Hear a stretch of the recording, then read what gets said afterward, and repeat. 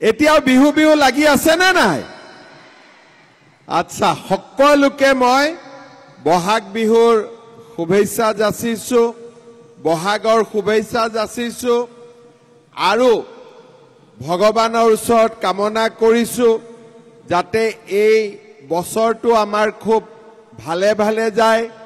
সকলোৰে ঘৰত শান্তি আহে, সমৃদ্ধি আহে আৰু সকলো আগবাঢ়ি যাব পাৰে। আজিৰ সভাত আমাৰ মাজত উপস্থিত মন্ত্ৰী বিমল বৰা ডাঙৰীয়া, মন্ত্ৰী প্ৰশান্ত ফুকন ডাঙৰীয়া, সাংসদ প্ৰাক্তন কেন্দ্ৰীয় মন্ত্ৰী ৰামেশ্বৰ তেলী ডাঙৰীয়া, তৰংগ গগৈ সন্মানীয় বিধায়ক, বিনোদ হাজৰিকা সন্মানীয় বিধায়ক, চক্ৰধৰ গগৈ সন্মানীয় বিধায়ক, তেৰছ গোৱালা সন্মানীয় বিধায়ক, পুনাকন বৰা সন্মানীয় বিধায়ক, দুলাল বৰা ডাঙৰীয়া, বিকুল ডেকা ডাঙৰীয়া, আদিত্য গোস্বামী ডাঙৰীয়া, সুবোধ গগৈ ডাঙৰীয়া, যোগেশ চেতিয়া ডাঙৰীয়া, শিৱ সোণোৱাল ডাঙৰীয়া, সত্যনাৰায়ণ আগৰৱালা ডাঙৰীয়া, তিলেশ্বৰ চাংমাই ডাঙৰীয়া, অঞ্জন দত্ত ডাঙৰীয়া, ৰঞ্জিত বৰুৱা ডাঙৰীয়া, ধৰ্মানন্দ সোণোৱাল ডাঙৰীয়া, পুণ্য বৰা ডাঙৰীয়ানী, প্ৰদ্যুৎ দত্ত ডাঙৰীয়া, নগেন বৰঠাকুৰ ডাঙৰীয়া, পংকজ গগৈ ডাঙৰীয়া, চন্দন দেউৰী ডাঙৰীয়া, বিনোদ কুৰ্মী ডাঙৰীয়া, জগদীশ ৰাজকোঁৱৰ ডাঙৰীয়া, উপস্থিত ৰাইজ, আই মাতৃসকল আৰু যুৱক যুৱতী বন্ধু বান্ধৱীসকল, পঞ্চায়তৰ ইলেকশ্যন কেতিয়া? সবে ৰেডি হৈছে ভোট দিবৰ কাৰণে? একদম ৰেডি হৈছে? জুচ আছে না নাই? তেতিয়ালে মোৰ লগত কব, ভাৰত মাতা কি, ভাৰত মাতা কি, নৰেন্দ্ৰ মোদী, নৰেন্দ্ৰ মোদী, বিজেপি, এজিপি। বঢ়িয়া, জোচ আছে, সব জিকি যাব, হয় নে নহয়? সকলো জিকি যাব। আৰু মই জিকি যোৱা বুলি ধৰি লৈ মই আপোনালোকক কেইটামান কথা কব খুজিছো যাতে আপোনালোকে বুজিও পায় আৰু লগতে আমাক যাতে আশীৰ্বাদো দিব পাৰে যে যিখিনি কথা আমি কম সেইখিনি যাতে আমি কাৰ্যলৈও ৰূপান্তৰ কৰিব পাৰো। শ্ৰদ্ধাৰ ৰাইজ, আমাৰ অসমত বিজেপি দলৰ চৰকাৰ 2014 চনত দিল্লীত আৰু 2016 চনত অসমত প্ৰথম প্ৰতিষ্ঠা হয়। আমি দেশৰ স্বাধীনতা পাওঁ 1947 চনত আৰু অসমত বিজেপি চৰকাৰ প্ৰতিষ্ঠা হয় 2016 চনত। তাৰ মানে এই দীঘলীয়া সময় বিজেপি দল শাসনত নাছিলে আৰু এই সময়ছোৱাত আটাইতকৈ আমাৰ দেশত, আমাৰ ৰাজ্যত চৰকাৰ চলাইছিলে কোনে? কংগ্ৰেছ দলে।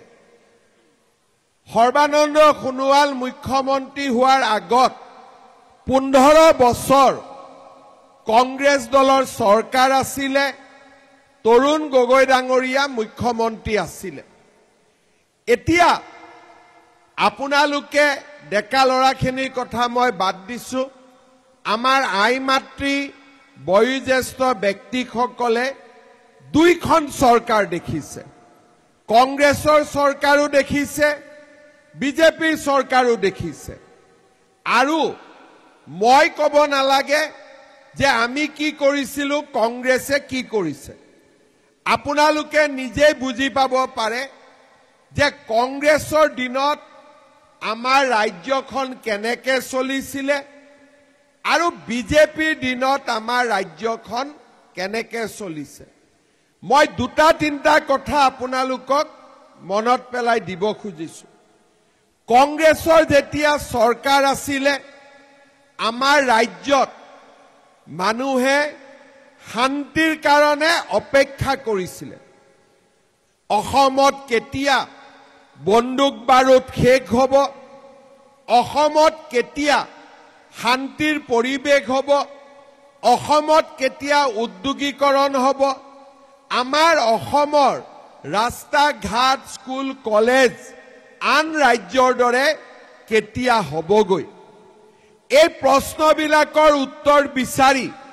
আমি 15 বছৰ পাৰ কৰিলো আমাৰ ৰাজ্যত বিজেপিৰ চৰকাৰ আহিলে কোভিডৰ আক্ৰমণ হল 2021 চনৰ পৰা আমাৰ ৰাজ্যখনক আমি কি ধৰণে সজাই পৰাই তুলিবলৈ চেষ্টা কৰিছো তাক আজি ৰাইজে দেখা পাব পাৰে আমাৰ মৰাণ নাহৰকটীয়া পথটোৱে আমাক সকলোকে সোঁৱৰাই দিয়ে যে আজি বিজেপি দলৰ দিনত ৰাজ্যত প্ৰগতিৰ কি দুৰন্ত যাত্ৰা আৰম্ভ হৈছে আজি মই বেলেগ দূৰলৈ যাবলৈ খোজা নাই মাত্ৰ আমাৰ যদি এই সমষ্টিটোৰ কথাই আমি চাবলৈ যাওঁ আমাৰ চৰকাৰৰ দিনত দুটাকৈ ৰাস্তা হৈছে মৰাণ নাহৰকটীয়া ট্ৰান্স অৰুণাচল ৰাস্তা আৰু ই অকল নতুন নহয় যে এটা সমষ্টিত হৈছে আমাৰ চৰকাৰৰ দিনত বগীবিলত দলং সম্পূৰ্ণ হল আমাৰ চৰকাৰৰ দিনত ঢলাশদিয়াত দলং সম্পূৰ্ণ হল আমাৰ চৰকাৰৰ দিনত অসমৰ প্ৰতিখন জিলাতেই একোখনকৈ মেডিকেল কলেজৰ সপোন বাস্তৱত ৰূপায়িত হল আজি আমাৰ চৰকাৰৰ দিনত বিমল বৰা ডাঙৰীয়াৰ নেতৃত্বত অসমত এডভান্টেজ আসাম 2.0 আমাৰ সন্মিলন অনুষ্ঠিত হল 5 লাখ কোটি আমি কেতিয়াও এই সংখ্যা শুনা পোৱা নাছিলো কিমান 5 লাখ কোটি টকাৰ উদ্যোগ আজি আমাৰ অসমত প্ৰতিষ্ঠা হোৱাৰ বাবে উদ্যোগপতিসকলে আহি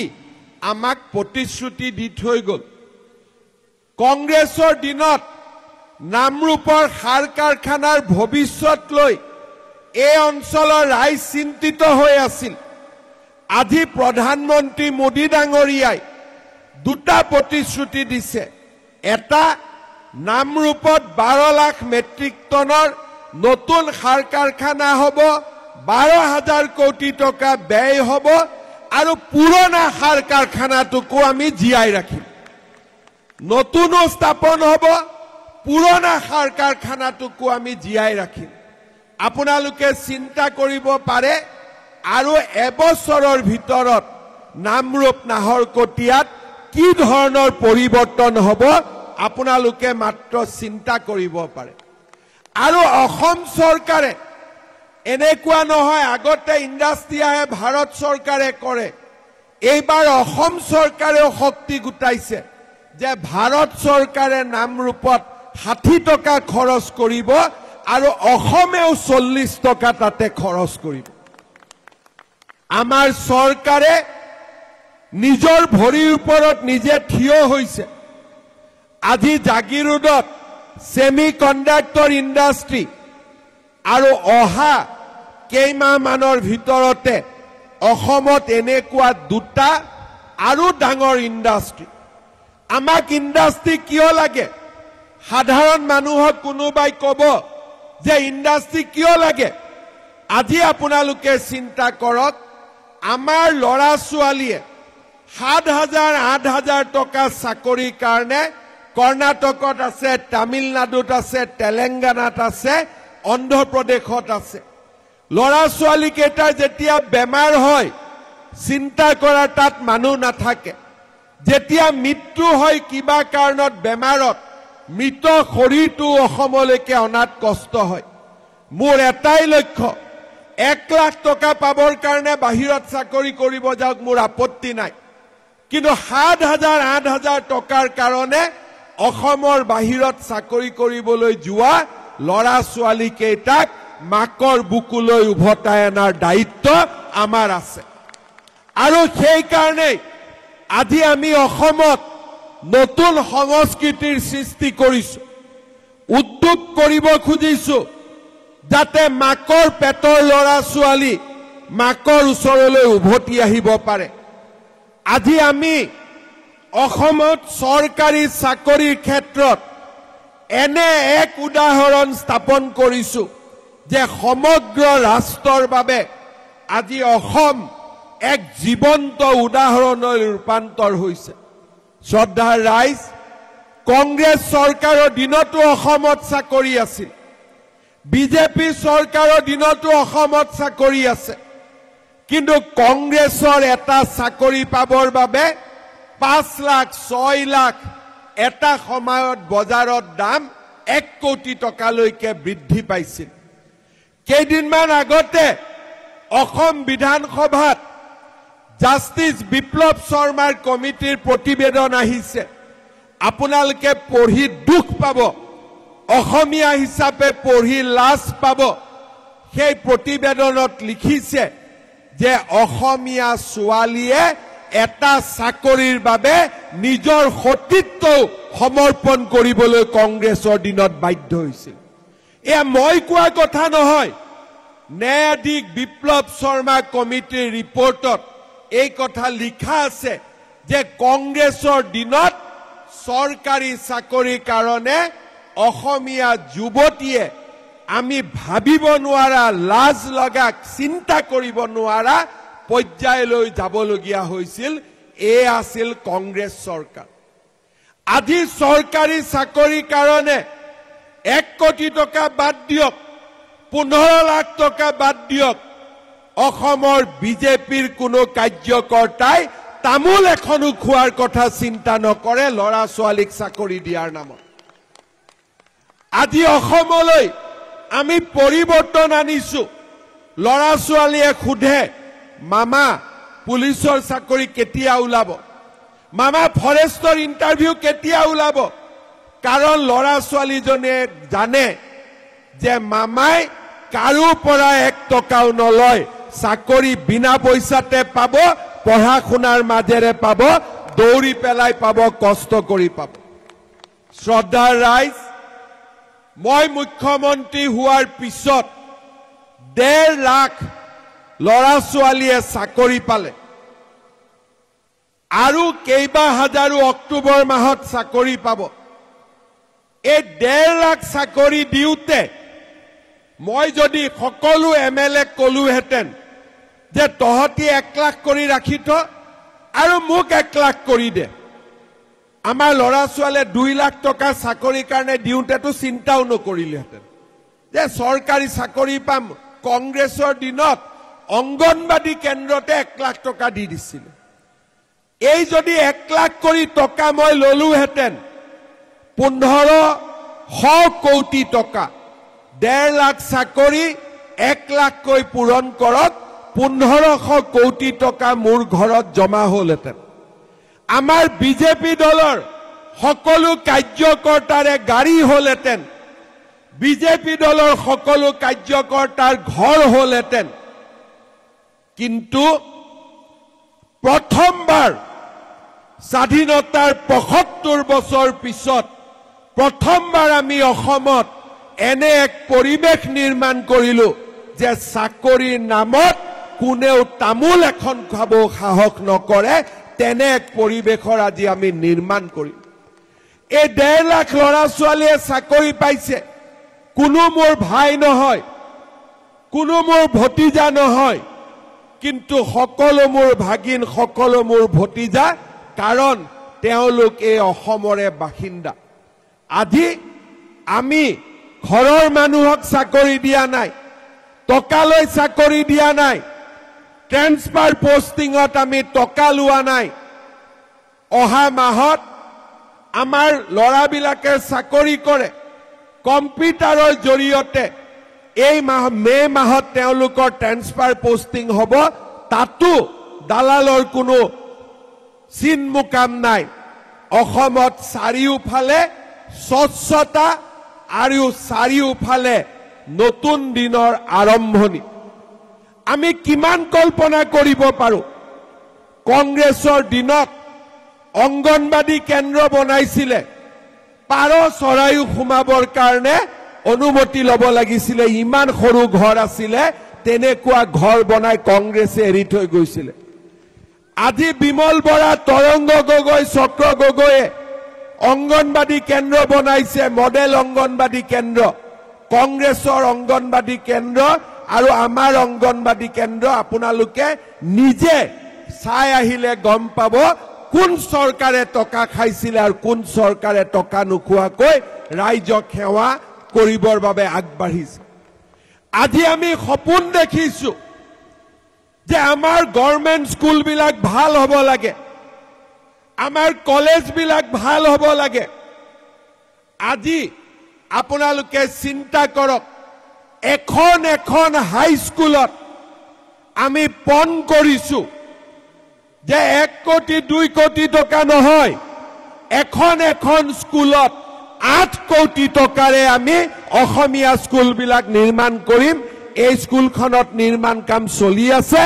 আপোনালোকে দেখা পাব। আৰম্ভ হ'ব, অনুমোদন হৈছে কিমান? 8 কোটি।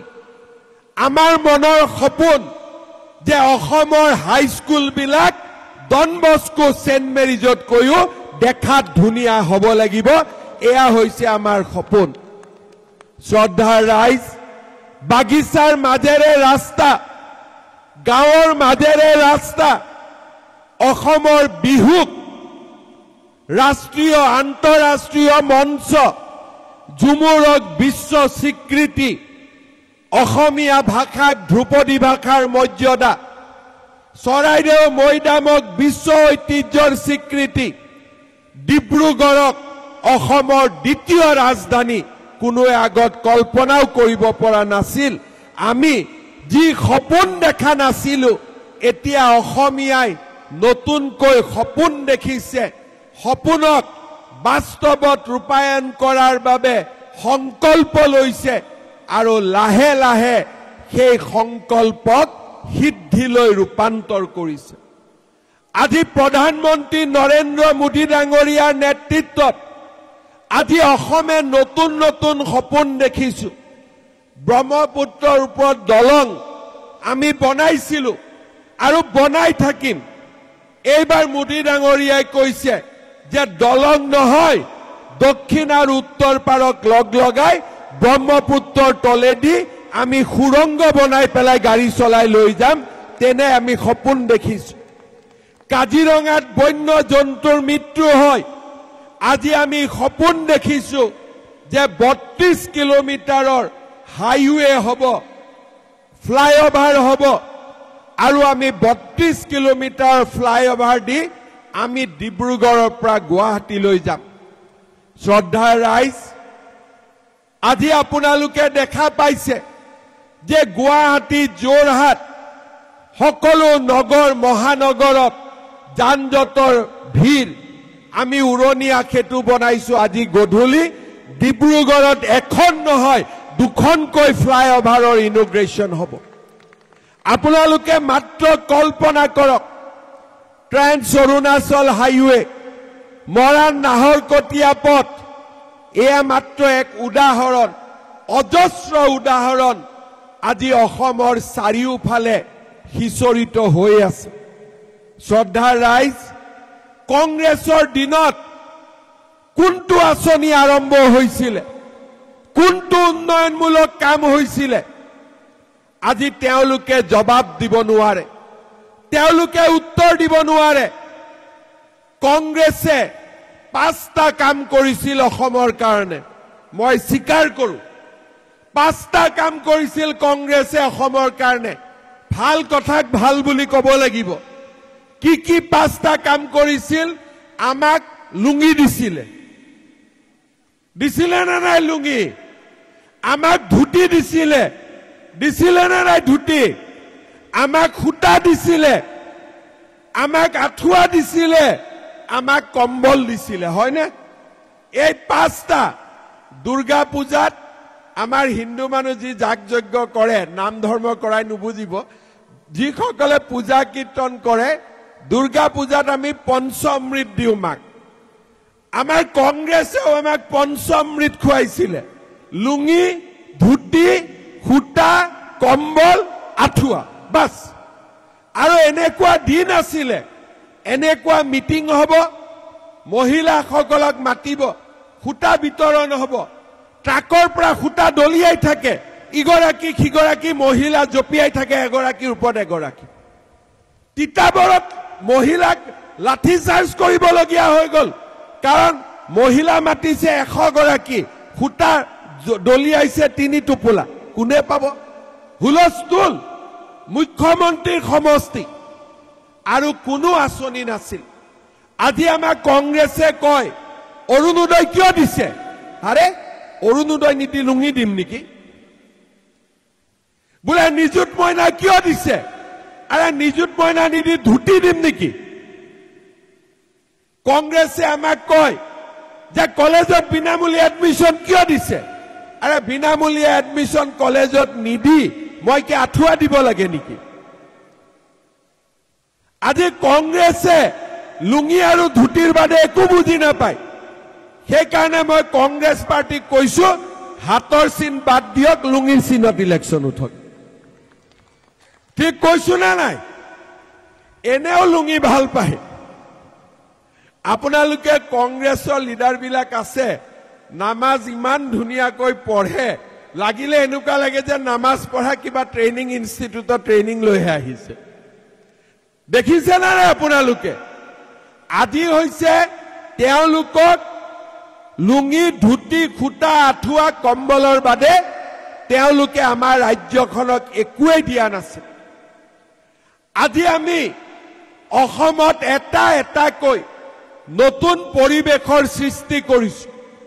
2020 চনৰ 2 অক্টোবৰ তাৰিখে আমি অৰুণোদয় আঁচনি আৰম্ভ কৰিছিলো কিমান মানুহে পাইছিলে টিংখং নাহৰকটীয়া 16,000 পৰিয়ালক আমি অৰুণোদয় দিছিলো 2021-22ত 22,000 আৰু এইবাৰ আমি অৰুণোদয় আঁচনিৰ হিতাধিকাৰী নিৰ্বাচন কৰিছো আৰু এইবাৰ আমি 38,000 40,000 পৰিয়ালক আমি নাহৰকটীয়া টিংখং খোৱাঙত আমাৰ চাবুৱা লাহুৱাল দুলিয়াজানত আমি দিবৰ বাবে ডিব্ৰুগড়ত দিবৰ বাবে আমি সিদ্ধান্ত লৈছো কিন্তু তাতে শেষ হোৱা নাই আমাৰ এমএলএ সকলে মোক কৈছে যে ইমানখিনি বিতৰণ কৰাৰ পিছতো গাঁৱত কিছু আই মাতৃয়ে অৰুণোদয় নোপোৱাকৈ থাকি গৈছে হয় নাই মই আজিৰ সভাতে আপোনালোকক কৈ যাওঁ যে যাতে সকলো দুখীয়া মানুহে অৰুণোদয় পায় তাৰ বাবে টিংখঙত নতুনকৈ 4,000 পৰিয়ালক আৰু অৰুণোদয় দিয়া হ'ব যোনে ফৰ্ম পালে তাৰো ওপৰত নাহৰকটীয়াত আৰু 4,000 দিয়া হ'ব খোৱাঙত আৰু 4,000 দিয়া হ'ব ডিব্ৰুগড়ত আৰু 4,000 দিয়া হ'ব চাবুৱা লাহুৱালত আৰু 4,000 দিয়া হ'ব দুলিয়াজানত আৰু 4,000 মহিলাক অৰুণোদয় আঁচনি দিয়া হ'ব মই আমাৰ পঞ্চায়তত যিসকল উঠিছে তেওঁলোকক অনুৰোধ কৰিম এখন বহি ল'ব পেন ল'ব গাঁৱত গ'লে যি দুখীয়া মানুহে কয় মই অৰুণোদয় পোৱা নাই নামটো লিখি ল'ব যাতে ইলেকশ্যনৰ পিছত সকলোকে অৰুণোদয় দি লেঠা মাৰি দিব পাৰে ভাল হ'ব নে বেয়া হ'ব ভাল হ'ব নে বেয়া হ'ব লুঙি ভাল নে অৰুণোদয় ভাল একদম মনৰ পৰা কওক লুঙি ভাল নে অৰুণোদয় ভাল খুটা ভাল নে অৰুণোদয় ভাল শ্ৰদ্ধাৰ ৰাইজ অৰুণোদয় আঁচনিৰ লগে লগে আমি আৰু নতুন কেইবাটাও কাম কৰিছো টিংখঙত লোকসভা ইলেকশ্যনৰ সময়ত মই মিটিঙত আহিছিলো মই আপোনালোকক কৈছিলো যে এইবাৰ আমি জিঅ' টেগিঙৰ নতুন ব্যৱস্থা কৰিম যাতে কোনেও টকা পইচা খাব নোৱাৰে প্ৰথমবাৰ জিঅ' টেগিং আমি ৰাজহুৱাকৈ কৰিছো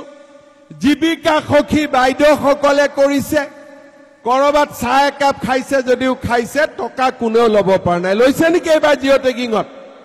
কোনোবাই লৈছে নেকি আৰু যিসকলে এতিয়াও জিঅ' টেগিং কৰিব পৰা নাই ইলেকশ্যনৰ পিছত মই এটা ব্যৱস্থা কৰি দিম নিজৰ জিঅ' টেগিং যাতে নিজে কৰি ল'ব পাৰে কাকো খুদিব নালাগে অৰ্থাৎ যেনেকৈ কৈছিলো তেনেকৈ মই কৰি গৈ আছো। লোকসভা ইলেকশ্যনৰ সময়ত মোক ৰাইজে কৈছিল যে মামা সব ভাল আছে, কিন্তু ইলেক্ট্ৰিচিটিৰ দাম অসমত বেছি হৈ আছে। 1 এপ্ৰিলৰ পৰা ইলেক্ট্ৰিচিটিৰ দাম প্ৰতি ইউনিটত আমি 1 টকাকৈ কমালো। নৱেম্বৰ অক্টোবৰত ভগৱানে পাৰিলে শক্তি দিলে মই আৰু 1 টকা কমাবৰ বাবে চেষ্টা কৰিম। ৰেচন কাৰ্ড আছিলে, কংগ্ৰেছৰ দিনত ৰেচন কাৰ্ড খালি বাংলাদেশীয়ে লৈছিলে, যাতে ভাৰতীয় নাগৰিক বুলি ক'ব পাৰে। বাকী মানুহে ৰেচন কাৰ্ডৰ প্ৰতি আগ্ৰহে নাছিল, কাৰণ ৰেচন কাৰ্ডত একো নাপাইছিলে। এতিয়া আমি কি কৰিলো, ৰেচন কাৰ্ডত মোদী ডাঙৰীয়াই আমাক বিনামূলীয়া চাউল দিলে।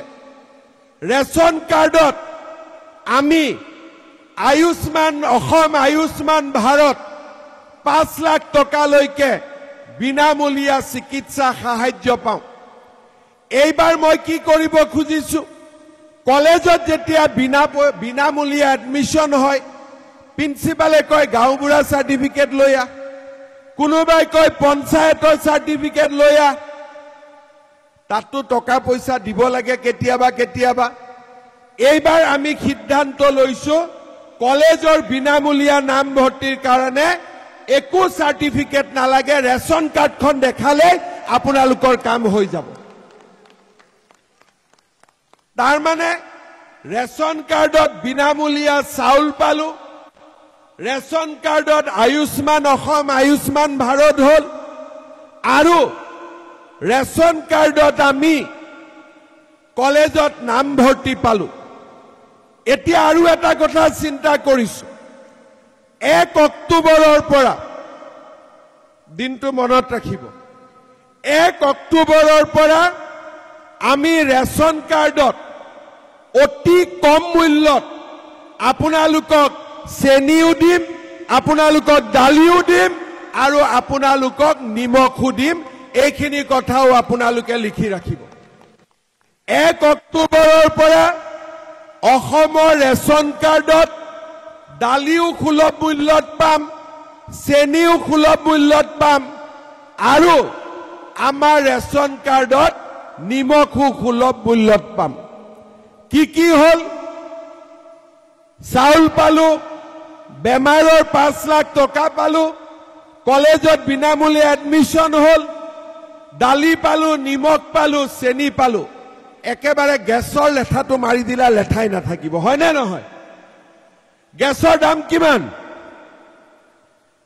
গেছৰ দাম আচলতে 950 টকা। এজেণ্টবিলাকে 50 টকা অহা যোৱাৰ নামত ল'ব নালাগে নিয়ম মতে। কোনোবাই মোক কৈ আছে এই কথাটো মই চাম, কিন্তু মই মনতে ভাবিছো যে গেছৰ দাম আমি অসমত 600 টকা কৰিব লাগিব। 600। আৰু যাৰ উজ্জ্বলা গেছৰ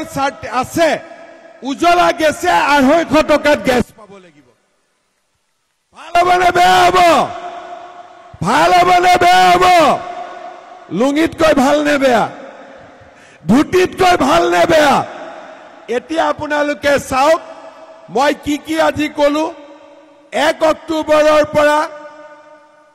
দালি কম দামত পাম, নিমখ কম দামত পাম,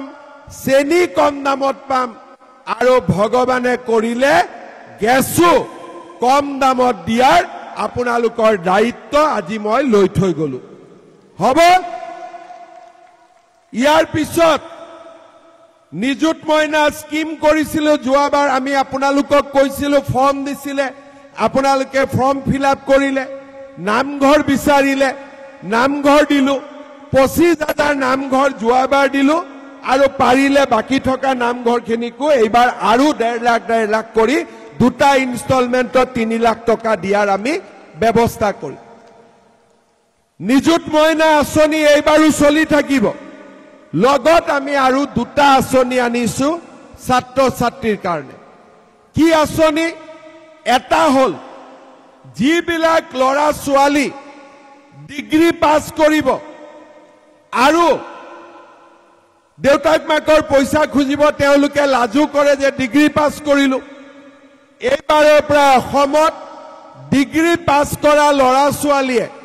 যাতে ইন্টাৰভিউ দিব পাৰে গুৱাহাটীত গৈ পৰীক্ষা দিব পাৰে ডিগ্ৰী পাছ কৰা ল'ৰা ছোৱালীক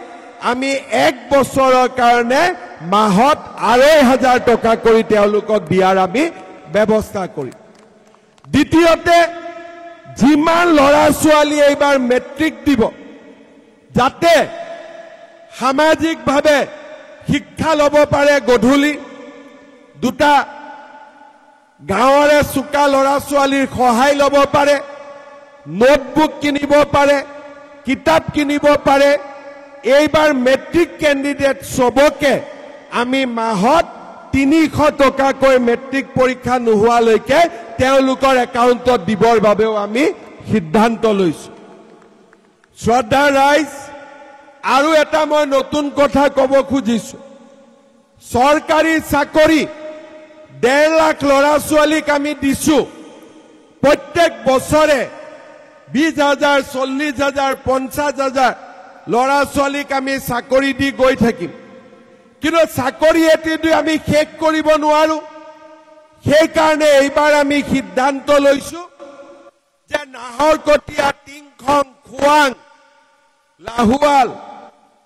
ডিব্ৰুগড় দুলিয়াজান এই সমষ্টিত প্ৰত্যেক বছৰে 1,000 যুৱক যুৱতীক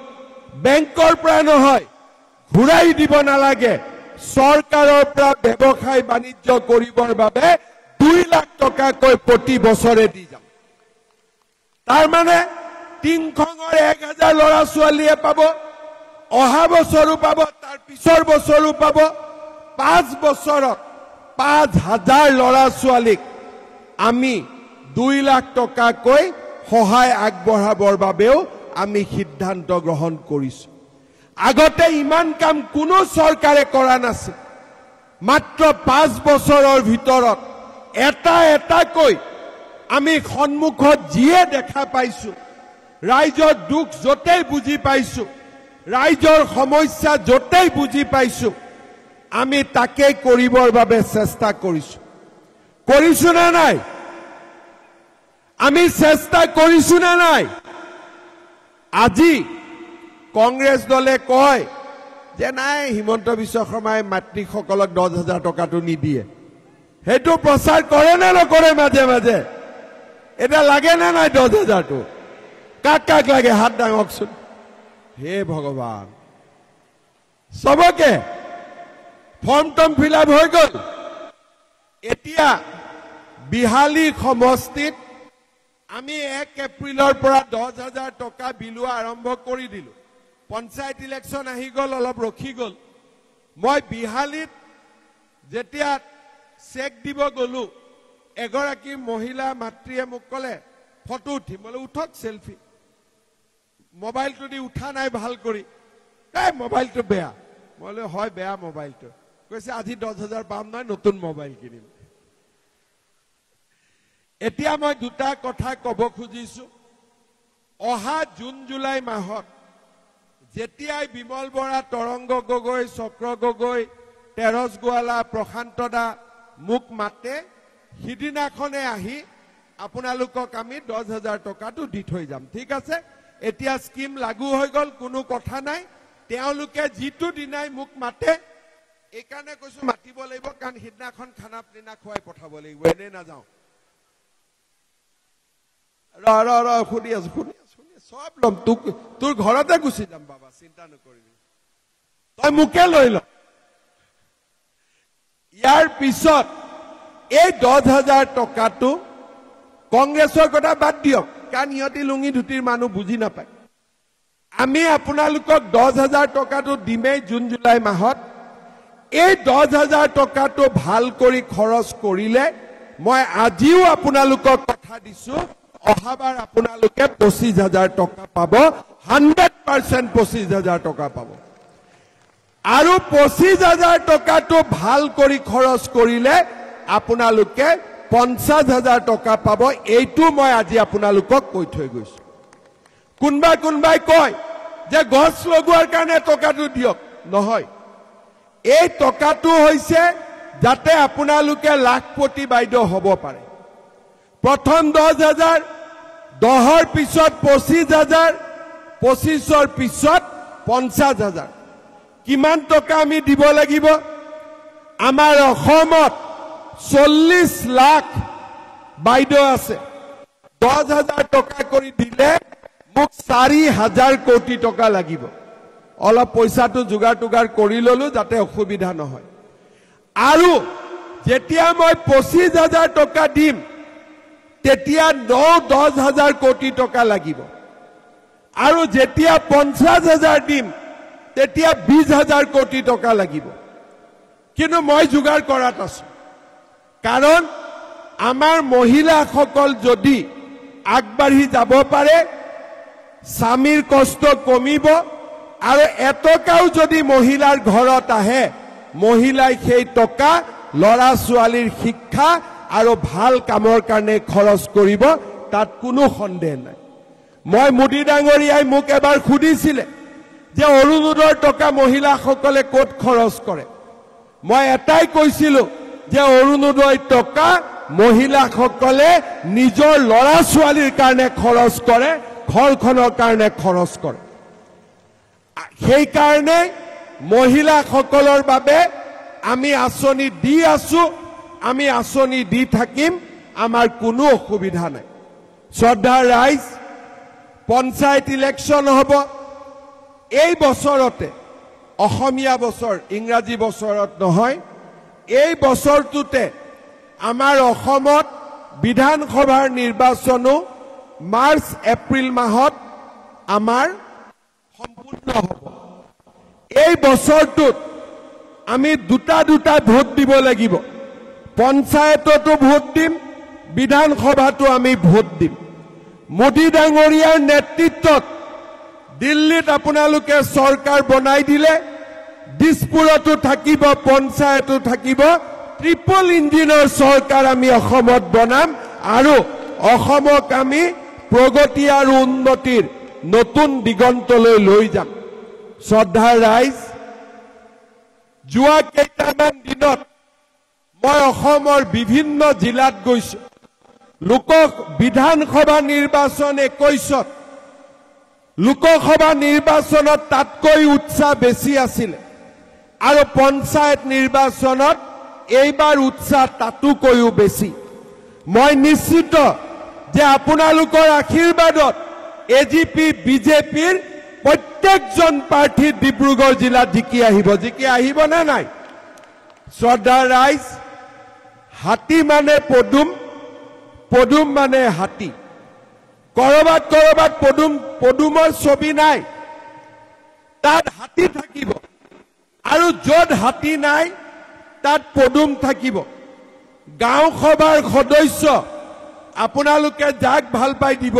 কিন্তু বিজেপিৰ ভিতৰতে দিব ঠিক আছে দুগৰাকী তিনিগৰাকী যি বিজেপিৰ উঠিছে বিজেপিৰ ভিতৰতে দিব বাহিৰত কতো নিদিব বিজেপিৰ ভিতৰত দিব যাক ভাল পাই দিব আমি আপত্তি নকৰো কিন্তু আঞ্চলিক পঞ্চায়ত জিলা পৰিষদ আপোনালোক সকলোৱে যেন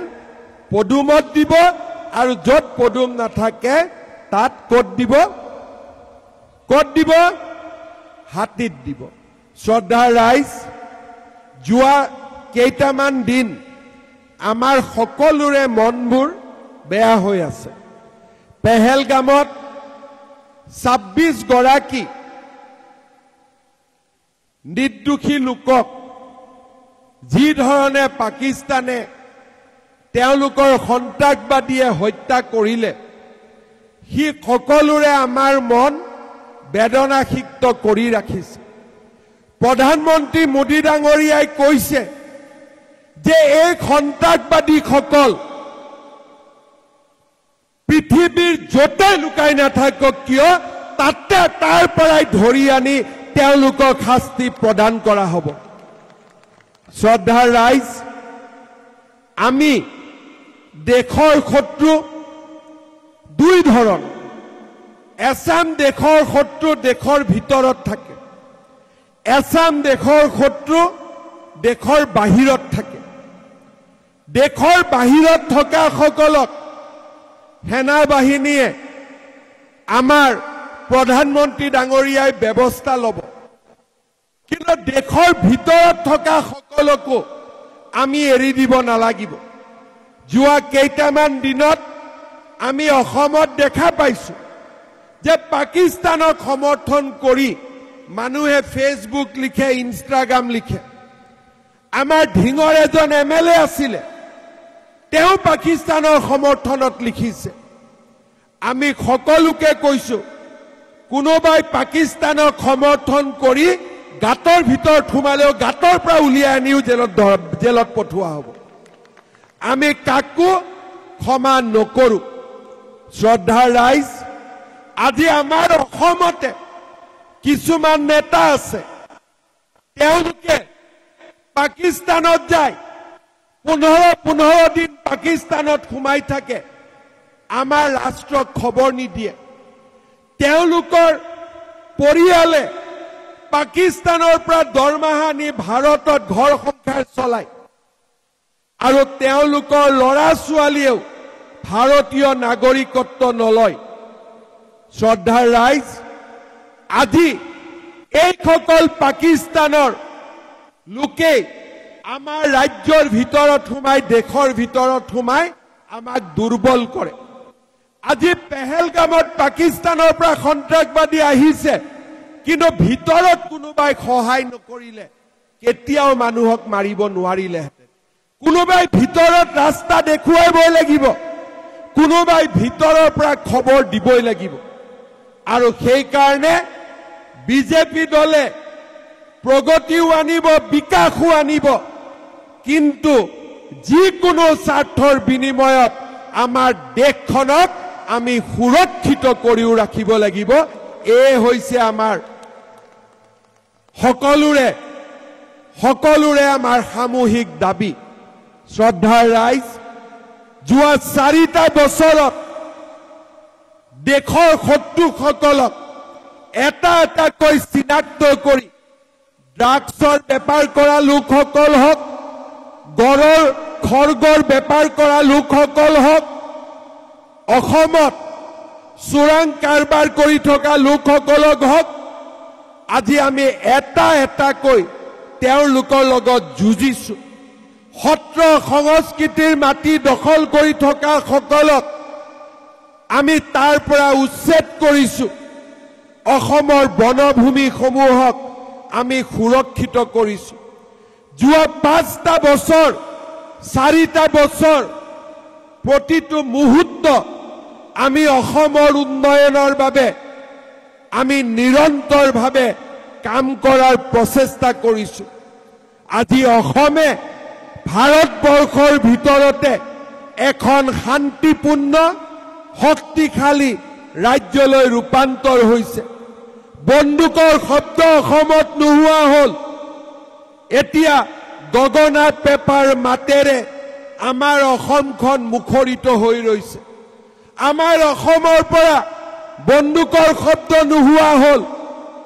আৰু মাকৰ পেটৰ পৰা ল'ৰা ছোৱালীও আলফালৈ নোযোৱা হ'ল বড়ো উগ্ৰপন্থীলৈ নোযোৱা হ'ল কাৰ্বি উগ্ৰপন্থীলৈ নোযোৱা হ'ল 8,000 ল'ৰা ছোৱালীক আমি জংগলৰ পৰা মাকৰ বুকুলৈ উভতাই আনিছো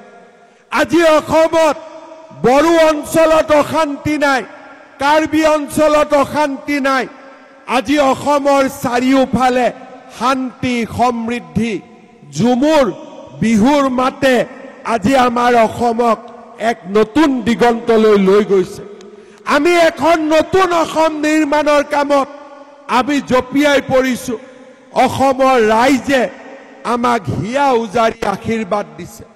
লোকসভাত 11খন আসন বিধানসভাত দুবাৰ চৰকাৰ মিউনিচিপালিটিত দুবাৰ আমাক বিজয় আৰু পঞ্চায়ততো আমাক আৰু দ্বিতীয়বাৰলৈ আপোনালোকে বিজয়ী কৰিব শ্ৰদ্ধা ৰাইজ আমি আপোনালোকৰ ওচৰত কৃতজ্ঞ আমি আপোনালোকক সেৱা কৰিম মই দিয়া প্ৰতিটো প্ৰতিশ্ৰুতি মই পূৰণ কৰিম আৰু